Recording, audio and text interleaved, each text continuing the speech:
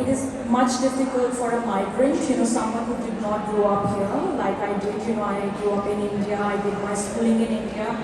I only migrated to Australia, sort of wasn't the purpose of migrating. I came here as a student in 2009.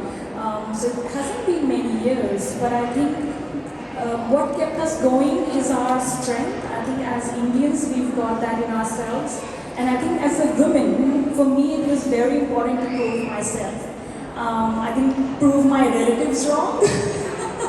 I think it's our generation where, you're sending your, daughter to Australia all the way.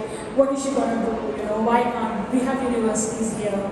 But I think the support I got also from Australia. I think if I started my label back in India, I probably wouldn't have been where I am here. The support from the community, the Australians embracing my brand. My 90% of my clientele is non-Indians, which is a big thing for me because that was always the idea to give a product which can be worn by everyone, all the women. So I think there's struggles, yes, but I think it is with anything. I think you can ask anyone in the audience, who's come from who's a migrant to this country. We've all struggled in different ways. For us, it has been a little bit more difficult because there's not been many sort of predecessors, I would say, in the fashion industry. When I came, I used to look around, is there someone I can contact and say, how did you? So I think for me, carving that path, and especially doing Australian Fashion Week, I really wanted to represent my country in a beautiful way, so that people can use me as an example. And that is why I waited for 5 years, and I wanted to be at the right time. With my right audience and that support, and financially stable, so that I can take that risk. Really amazing mentor and professor back in India. His name is Jabbal.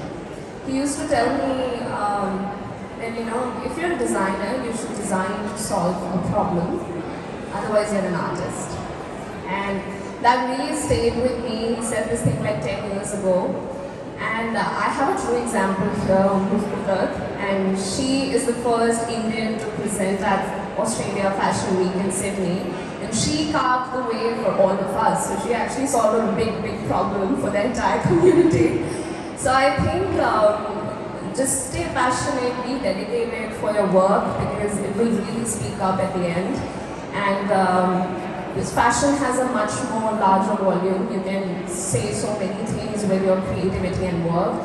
And if you're solving problems at much larger scale, like social, political, economy, many things, I think it's a big thing. And I truly admire that I'm able to do that. And of course, for the young designers as well.